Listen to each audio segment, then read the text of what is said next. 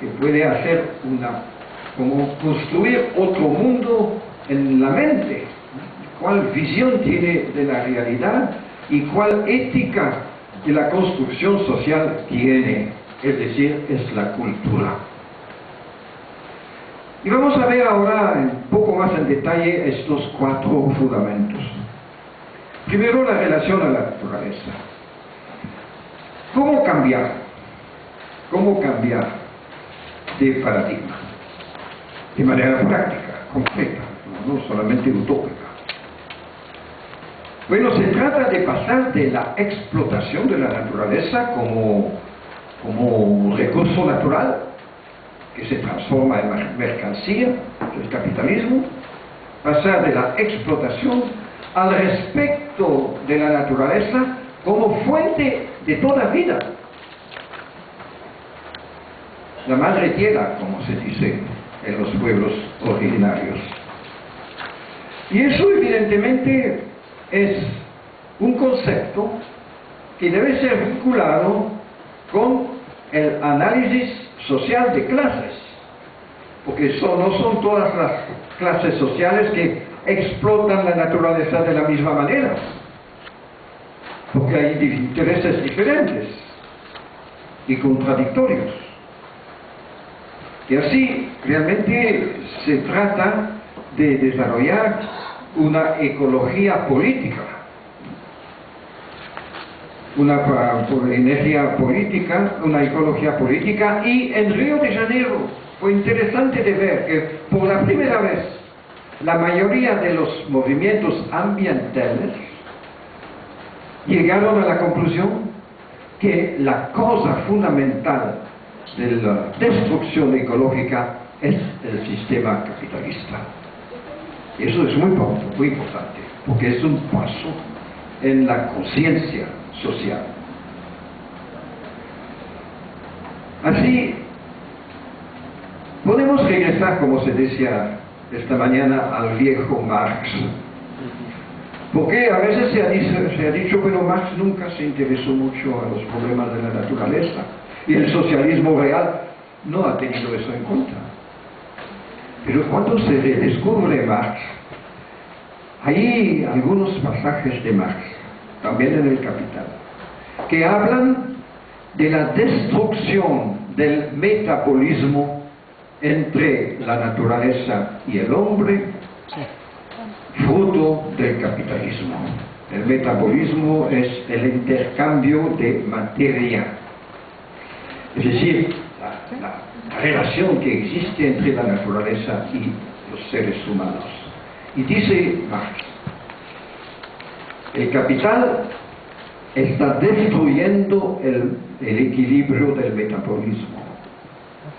Y la única manera de restablecer este equilibrio del metabolismo es el socialismo.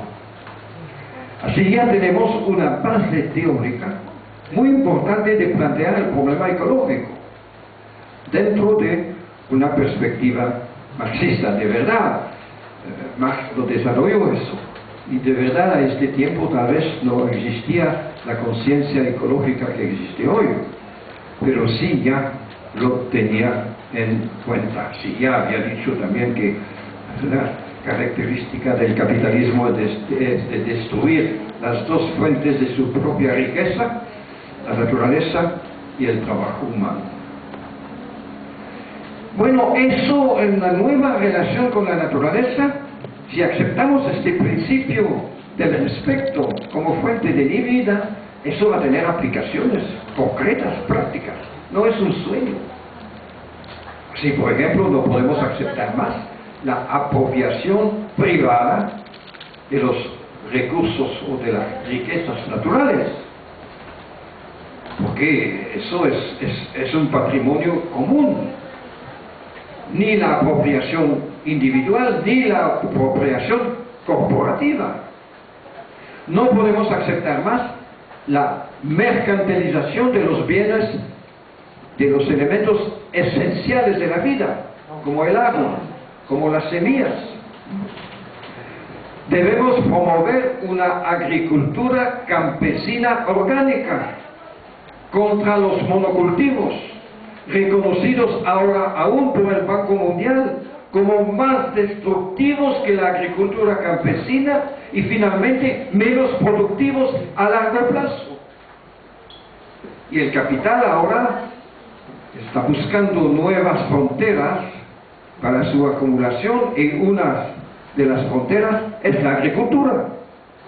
Hacer transformar la agricultura de una agricultura campesina que evidentemente no contribuye mucho a la acumulación del capital, en una agricultura capitalista de monocultivos, con todas las destrucciones. Significa alargar la vida media de los productos, como Wim lo ha dicho esta mañana. Así, hay muchas aplicaciones de este principio, si aceptamos este principio. Segundo aspecto, la economía. Se trata de privilegiar el valor de uso sobre el valor de cambio. La característica del capitalismo es de privilegiar el valor de cambio, es decir, el valor que tienen bienes y servicios como mercancía, porque solamente es cuando una cosa es mercancía que se puede hacer ganancias y así contribuir a la acumulación del capital. Tanto que existe solamente un valor para el capitalismo, el valor de cambio. Es el único valor que existe realmente. El valor de uso es totalmente secundario. Y se trata precisamente de transformar eso, de dar al valor de uso la prioridad sobre el valor de cambio. No suprimir eventualmente el valor de cambio, pero como secundario, exactamente lo opuesto a la lógica del capital. Lo que significa evidentemente otra definición de la economía, que no es solamente producir un valor agregado, que está monopolizado por una clase social, sino la actividad colectiva humana destinada a producir la base material de toda la vida justamente física, cultural, espiritual, de todas las personas, de todos los seres humanos en el mundo, lo que es evidentemente una división totalmente opuesta a la definición del capital.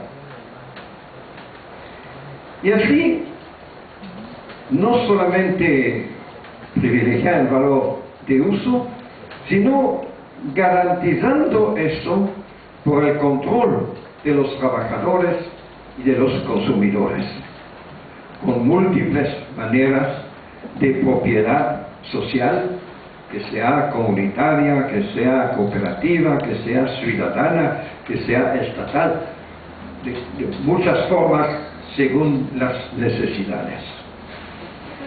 Y así, también la aplicación concreta de este principio es muy clara.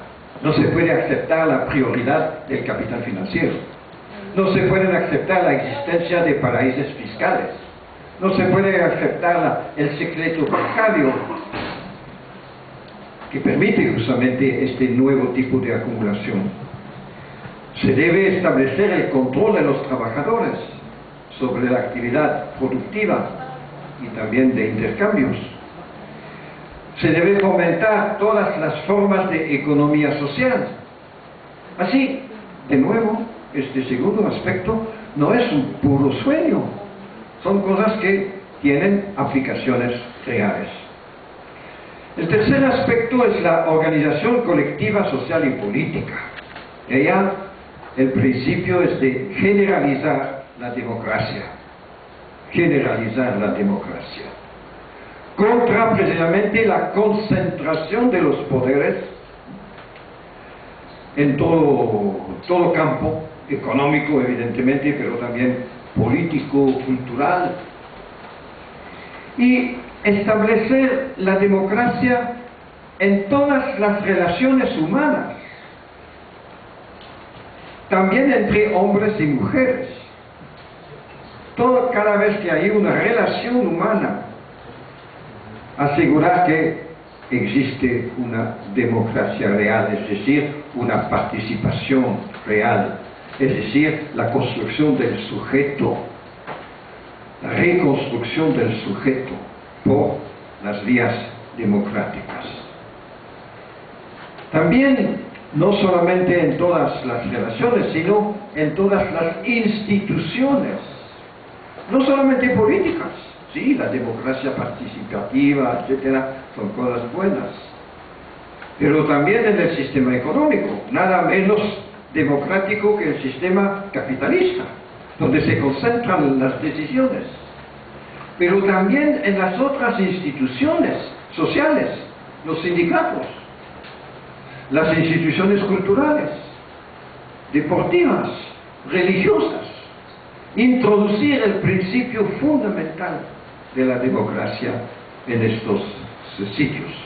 Y también eso tiene muchas aplicaciones. La democracia participativa en lo político, el poder comunal como se desarrolla ahora en Venezuela, el Estado plurinacional como se desarrolla más o menos en Ecuador y en Bolivia, la regionalización de las economías para justamente ir en contra del carácter unipolar del capitalismo de monopolio, también la reforma de las Naciones Unidas, donde el Consejo de Seguridad es absolutamente no democrático, etc. Así, allá también tenemos muchas aplicaciones. Y finalmente, el cuarto aspecto, que es la interculturalidad. ¿Qué significa eso? Bueno, por el momento, en el lenguaje general, desarrollarse, el desarrollo humano, es identificado con la cultura occidental. Para desarrollarse, se debe adoptar la cultura occidental, hasta eventualmente el inglés como lengua de utilización. Significa que hay una dominación de un modelo cultural totalmente dependiente desde un punto de vista económico por la lógica del capital. Eso significa el desarrollo, de hecho. Y lo que debemos precisamente tratar de construir es la posibilidad para todas las culturas, también indígenas, también orientales, etcétera, para todos los saberes, también los saberes tradicionales, todas las filosofías, las religiones, de participar a la construcción de este nuevo paradigma. Es decir, el papel de la cultura, la posibilidad de construir el bien común de la humanidad, para recrear precisamente una visión holística, una visión de conjunto, porque ninguno de estos elementos pueden ser tomados como una cosa en sí misma. Es el conjunto que debemos pensar y reorganizar. Evidentemente, sin regresar a las cosmovisiones históricas del pasado. Hay algunas críticas a propósito del buen vivir, precisamente, diciendo sí, pero el buen vivir en la cosmovisión de los indígenas significa que la tierra es una persona que reacciona, que los árboles son nuestros hermanos y los animales también. Bueno, por una parte, sí, es una visión realmente muy poética de la realidad, es una manera de ver la realidad, pero para ellos es una cosa existencial. Recrear el carácter holístico de la visión, que fue la visión tradicional, no significa adoptar la cosmovisión de pueblos que han desarrollado su visión cultural a un cierto momento de la historia. Pero lo importante sí es de recuperar el aspecto holístico. Así, eso significa también la necesidad de construir socialmente una ética. Yo digo construir porque la ética es una construcción social también que debemos realizar en conjunto. Y también desarrollar la espiritualidad con múltiples fuentes, que sean las religiones o que sean filosofías humanísticas, pero necesaria también para justamente motivar, para dar una motivación de acción de los seres humanos. Y todo eso también tiene aplicaciones muy concretas. Claro, una visión de conjunto precisamente significa la posibilidad de ver todo eso, y no solamente la economía, no solamente la política o la cultura, el conjunto. Y este concepto de bien vivir de la humanidad es también un concepto dinámico, vinculado con el sistema de necesidades y de capacidades del cual habló Marx. El sistema de necesidades, cuáles son las necesidades humanas y cuáles son las capacidades para los seres humanos de responder a estas necesidades. Y eso es un concepto dinámico porque eso cambia con las tecnologías, con las circunstancias. Y también es un proceso de lucha social. Ahora, de lucha de clases a la escala mundial, porque justamente el capitalismo se ha construido de manera universal. Y es un concepto político en el sentido amplio de la palabra, es decir, que es un concepto que al mismo tiempo es teórico y práctico. Y termino por 2 puntos. Primero, todo eso es una utopía o una praxis revolucionaria. Desarrollamos eso con este concepto de nuevo, un nuevo concepto de socialismo utópico, o damos a la humanidad un instrumento para construir una praxis revolucionaria. Pienso primero que redescubrir la utopía es absolutamente necesario, porque el capitalismo ha destruido las utopías. No hay alternativa, decía la señora Thatcher, o el fin de la historia. No en este sentido, pero en el sentido no de una ilusión, la utopía, sino de cosa que no existe hoy, pero puede existir mañana. Así, no tampoco un concepto construido desde arriba para la aplicación por las masas, un concepto elaborado por una vanguardia, sino una elaboración constante, dialéctica, entre fuerzas populares, movimientos sociales e intelectuales.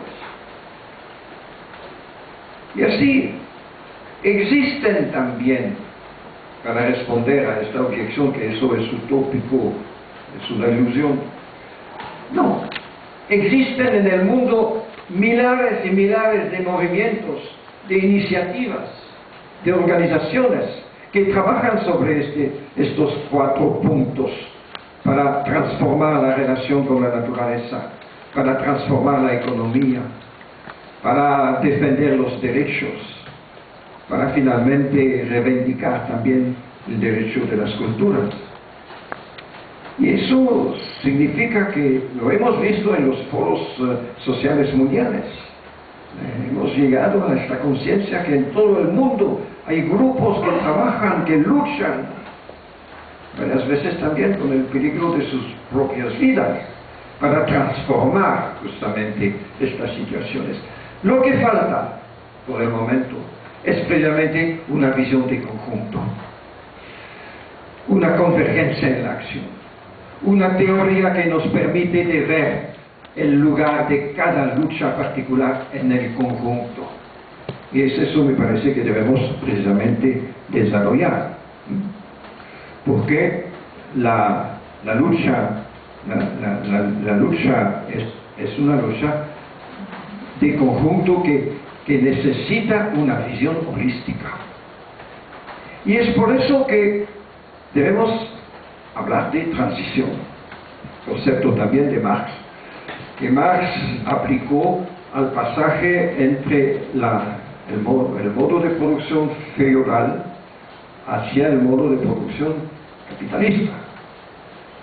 La situación es bastante diferente ahora, porque la primera transformación, esta transición, se ha hecho de manera, no digo sin luchas sociales, pero de manera casi lógica.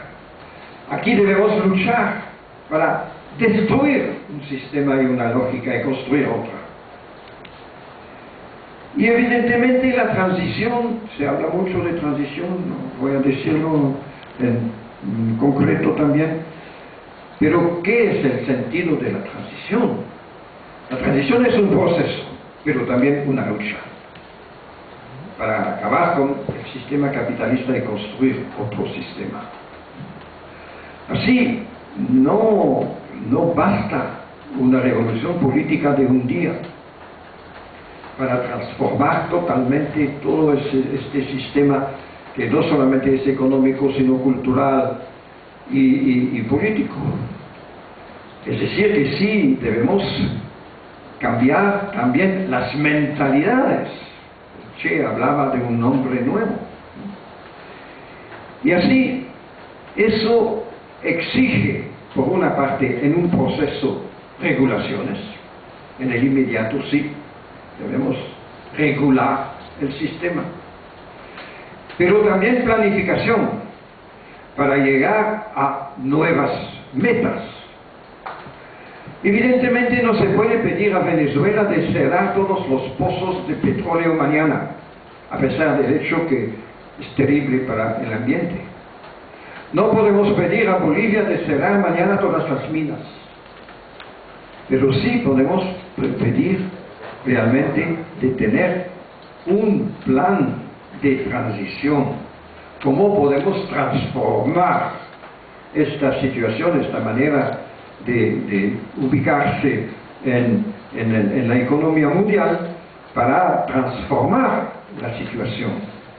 Y evidentemente eso significa todo un proceso que no solamente es nacional, pero también que exige, por ejemplo, la integración regional. Así, finalmente, todo depende de la manera como se define la transición. Y cuando vemos ahora la situación en América Latina en particular, donde es el único continente del mundo donde hay algunos avances post-neoliberales, no hay en otros continentes, vemos que hay dos maneras de definir la transición. Una manera, de hecho, significa una adaptación post-neoliberal del capitalismo. Una adaptación del capitalismo que es post-neoliberal, adaptación a nuevas demandas ecológicas y sociales, pero que no sale del fondo de la lógica del sistema. Pero hay otra manera de definir la transición, es decir, pasos hacia un paradigma postcapitalista. Es totalmente diferente. Y, como lo veremos, no pienso que eso existe todavía en ninguna parte del mundo por el momento. ¿Y qué está pasando en América Latina? Con los gobiernos progresistas, sobre los cuales ya se habla. Bueno, es difícil hacer una tipología, pero voy a hacerlo a título hipotético, para servir de instrumento de reflexión. Fuera de los países en América Latina que reproducen el neoliberalismo y con todas sus consecuencias, en particular sobre la integración latinoamericana, es decir, que son en favor de la integración con el norte, son países como México, Guatemala, Honduras, Panamá, Colombia, Chile, etc.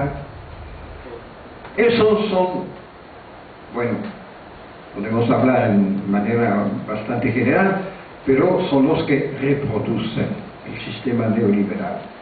Y lo hacen de manera muy explícita. Fuera de eso, hay los países que se llaman gobiernos progresistas. Y yo veo 4 tipos. Primero, están 4 tipos de izquierda, tal vez entre comillas. Hay la izquierda revolucionaria, que es Cuba, con sus problemas, sus deficiencias, pero que ha sido un punto de referencia muy importante y que ha tenido por lo menos la posibilidad de existir durante más de 50 años a 100 kilómetros del monstruo del capital. Claro que debemos conocer esta experiencia, debemos seguirla de muy cerca para aprender de los logros y de las deficiencias. Pero sí, allá podemos decir que tenemos una izquierda revolucionaria. Después hay una izquierda que podríamos llamar socialdemócrata. Evidentemente no en el sentido europeo, porque la historia es diferente, pero como principio, izquierda socialdemócrata significa la aceptación del capitalismo como lógica de crecimiento económico, aceptación de la lógica del capitalismo como lógica del desarrollo económico y políticas sociales de redistribución de una parte del sobreproducto para justamente ayudar a aliviar la pobreza. Y de verdad, hubo éxito, tal vez en parte por la coyuntura económica mundial, pero hubo éxitos y no podemos despreciar el hecho que millones de personas han salido de la miseria y de la pobreza durante los últimos 10 años. Debemos reconocer que es un logro. Sin embargo, dentro de la lógica fundamental que llamo socialdemócrata, eso se puede realizar sin poner en cuestión la lógica del sistema capitalista. Se puede realizar en función justamente de una cierta coyuntura. Y en este sentido yo pienso a Brasil, yo pienso a Uruguay, a Argentina, tal vez Costa Rica, tal vez también aquí en El Salvador. Claro que todo eso se puede discutir y hacer tipos siempre es un poco peligroso, porque, pero es la única manera, me parece, de iniciar una discusión de manera útil. Después hay la izquierda desarrollista, y de verdad hay algunos rasgos de cada uno en los ejemplos concretos. Pero la izquierda desarrollista pretende desarrollar un socialismo nuevo, socialismo del siglo XXI, pero con la base clásica de la definición del desarrollo, es decir, desarrollista, en el sentido de lo que fue la orientación de la CEPAL en los años 60-70. Así, sin cambiar finalmente la visión del desarrollo. Y el desarrollo significa hacer carreteras, significa abrir el país a la minería, significa desarrollar los agrocombustibles, significa aceptar los transgénicos, etcétera, etcétera. Eso es el desarrollo. Pero muchas veces sin tener en cuenta los aspectos ecológicos o los aspectos culturales. Y esta visión del desarrollo encuentra evidentemente más y más oposiciones hoy. Y pienso a países como el Ecuador, que conozco un poco mejor ahora porque he pasado varios meses allá, como Bolivia, en parte Venezuela, pero Venezuela tiene pasos más avanzados en otras direcciones, en direcciones más anticapitalistas. Pero en general podemos también decir que tiene una perspectiva bastante desarrollista del desarrollo. Y pienso también lo mismo, por ejemplo, en Nicaragua, etc. Y finalmente hay un tipo, pero que no tiene todavía una existencia muy real, que es una izquierda ecosocialista. Es un nuevo concepto que ya se desarrolla bastante en Venezuela. Una izquierda ecosocialista, es decir, que acepta una orientación nueva hacia otro paradigma, que integra también la dimensión ecológica en su visión del socialismo. Pero no hay ejemplos muy concretos por el momento de eso. Como he dicho ya, el concepto se está desarrollando en Venezuela, por lo menos en parte, lo que me parece evidentemente interesante. En resumen, podemos decir, para concluir, que la mayoría de los gobiernos progresistas en América Latina son neo-keynesianos, es decir, pues son post-neoliberales porque reconstruyen el Estado, rehacen los servicios públicos, toman medidas importantes sobre la educación, sobre la salud, también con programas contra la pobreza, pero que crean más clientes que sujetos realmente. Así que son post-neoliberales en general, pero no son post-capitalistas. A lo mejor son neo-keynesianos. Y termino, eso es una hipótesis evidentemente que debemos tratar de trabajar. Y termino con la idea de una declaración universal del bien común de la humanidad. Ustedes lo tienen en su carpeta. No que con la idea que una declaración va a cambiar el mundo. Son las luchas sociales que cambian el mundo y no declaraciones. Sin embargo, con posibilidad de construir un instrumento pedagógico que puede ayudar a los movimientos sociales, por una parte, de construir una visión teórica de conjunto y de ver cuál es su lugar en el conjunto. No se pide a los movimientos femeninos de no luchar para las mujeres, ni a los sindicatos de no luchar para los trabajadores, ni al movimiento campesino de no luchar para los campesinos o los indígenas, no. Pero lo que se pide sí es de construir con ellos, todos juntos, esta visión holística, esta visión de conjunto, donde cada uno puede ver cuál es su papel en la construcción de un nuevo paradigma, que sea un paradigma postcapitalista.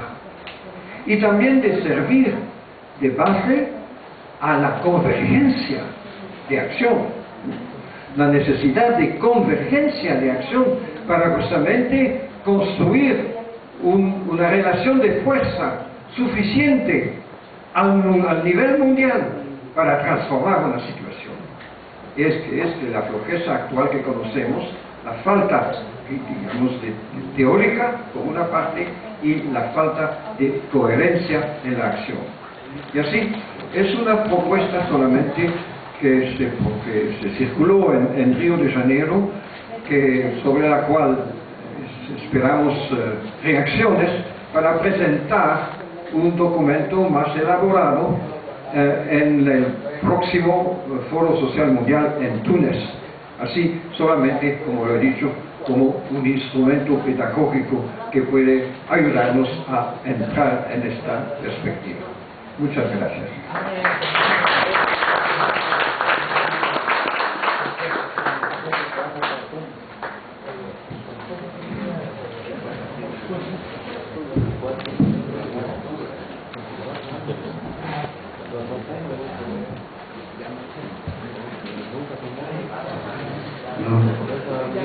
Bueno, muchas gracias, François, por la ponencia.